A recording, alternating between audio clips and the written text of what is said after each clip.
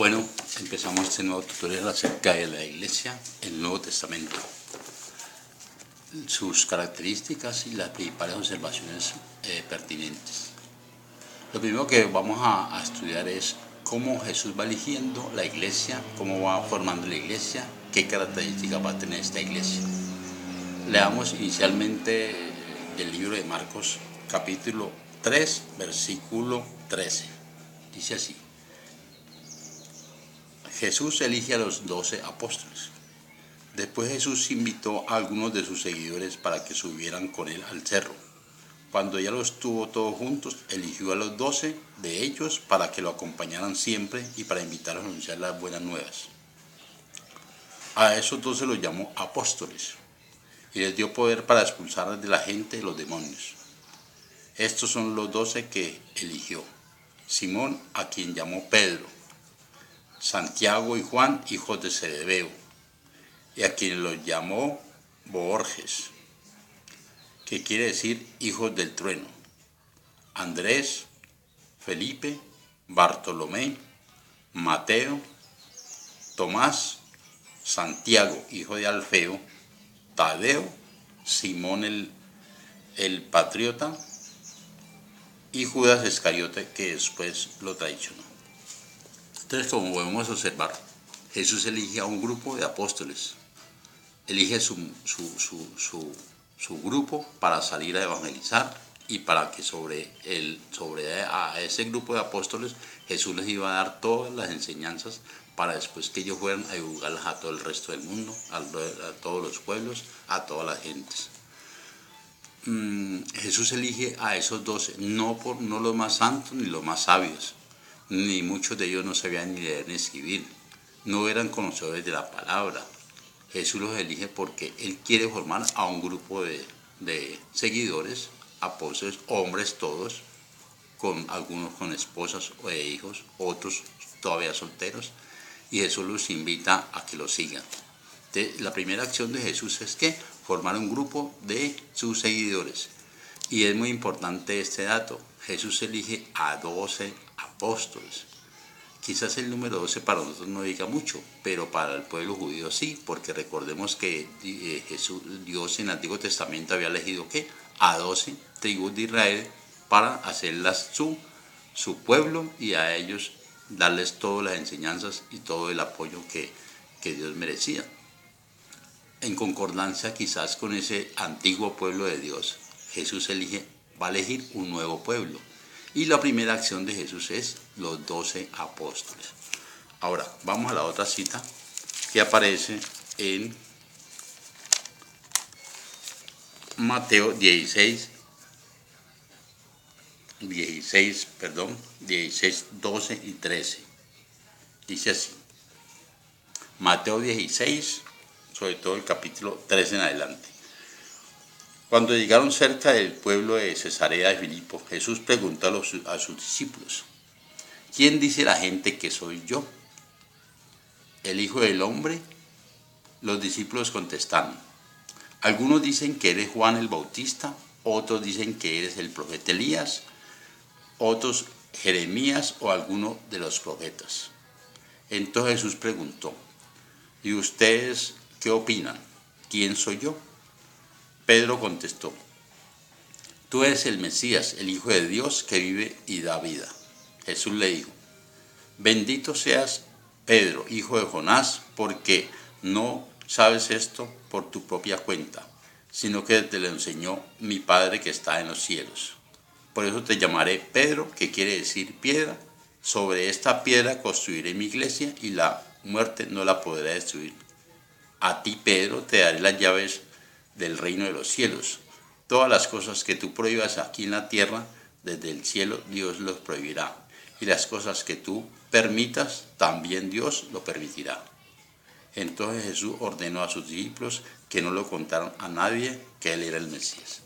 Entonces empezamos aquí en un diálogo entre Jesús y los apóstoles. Jesús quiere saber la opinión del pueblo, la opinión popular. Por eso le pregunta: ¿quién dice la gente que soy yo? La gente responde: unos dicen que eres Elías, otros Jeremías o otros los profetas. En medio de este diálogo aparece la expresión de Pedro. Jesús le dice a los apóstoles, ¿y ustedes quiénes dicen que soy yo?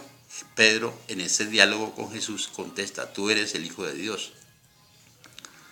Por eso Jesús también le responde a Pedro, eso no te lo ha dicho nadie, sino mi Padre que está en el cielo, no por voluntad tuya, propia. Y Pedro contesta, tú eres el Hijo del Dios. Entonces, por eso Jesús dice, es un diálogo entre Pedro, Jesús con los apóstoles de testigos, y por eso Jesús le responde, yo a mi vez te digo, como es un diálogo entre ellos dos, ya Pedro ha dicho una verdad, que es que Jesús es el Hijo de Dios. Ahora Jesús va a decir otra verdad. Pedro, tú eres Pedro y sobre ti edificaré mi iglesia. Como en el Antiguo Testamento, recordemos, Dios elige a hombres para salvar a otros hombres. Dios siempre tuvo un jefe a la cabeza del pueblo de Israel. Moisés, Abraham, Elías, Jeremías, David, Salomón. Ahora Jesús parece ser que empieza la misma ruta de Dios. Elige a Pedro como cabeza visible y humana de ese pueblo que él va a formar. Elige a uno solo de ellos, ¿para qué? Para que sea el que dirija, el que motive, el que acompañe esta labor de evangelización a través del mundo. Entonces, ahí tenemos a Pedro como cabeza visible de la iglesia. Ahora, vamos a esta otra cita que aparece en la primera de los Corintios, primera Corintios capítulos 11, 23. Aquí Jesús empieza su sacrificio, su propio sacrificio, y las connotaciones que este sacrificio va a tener. Dice así, Primera Corintios 11, 23. Lo que el Señor Jesucristo me enseñó es lo mismo que yo les he enseñado a ustedes. La noche en que el Señor Jesús fue entregado para que lo mataran en la cruz, tomó en sus manos el pan, dio gracias a Dios, lo partió en pedazos y dijo, esto es mi cuerpo que es entregado en favor de ustedes. Cuando coman de este pan, acuérdense de mí. Después de cenar, Jesús tomó en sus manos la copa y dijo, esta copa de vino es mi sangre. Con ella Dios hace un nuevo compromiso con ustedes. Cada vez que beban de esta copa, acuérdense de mí.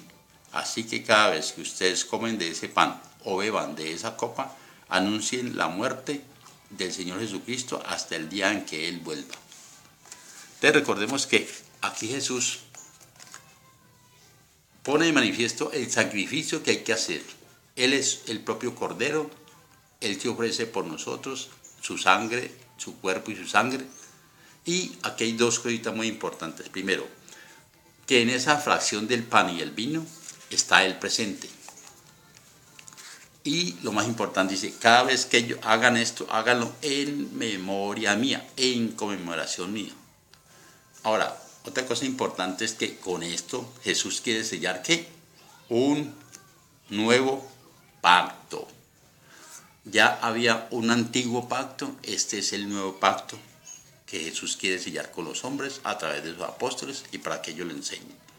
Entonces aquí tenemos pues estas citas bíblicas muy importantes para que empezamos a entender la iglesia en el Nuevo Testamento como Jesús la va organizando. Jesús deja unas estructuras, unas bases en los apóstoles y en la escritura misma para que futuras generaciones lo sigan a él y sigan sus enseñanzas.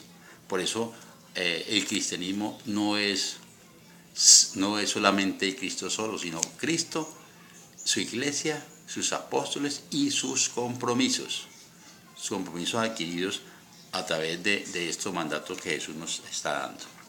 Ahora adelantémonos a esta otra cita que aparece en el Evangelio de Mateo,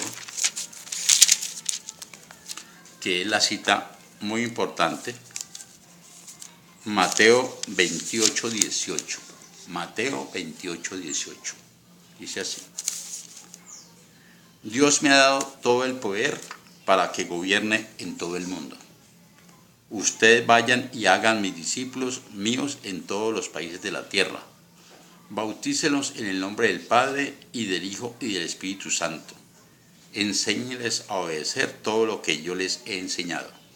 Yo estaré siempre con ustedes hasta el fin del mundo. Entonces mire que en esta otra cita Dios le da un poder mucho más allá que la simple enseñanza de la doctrina. Le dicen a los apóstoles, vayan ustedes y vayan, evangelicen, hagan discípulos a todas las gentes, bautícenlos, y aparece la fórmula del bautismo en el nombre del Padre, del Hijo y del Espíritu Santo. Y otra promesa que aparece en este texto es al final lo que dice que esta promesa, yo estaré siempre con ustedes hasta el fin del mundo. Con este texto pues casi que terminamos un poquito esta rápida ojeadita de la iglesia en el Nuevo Testamento.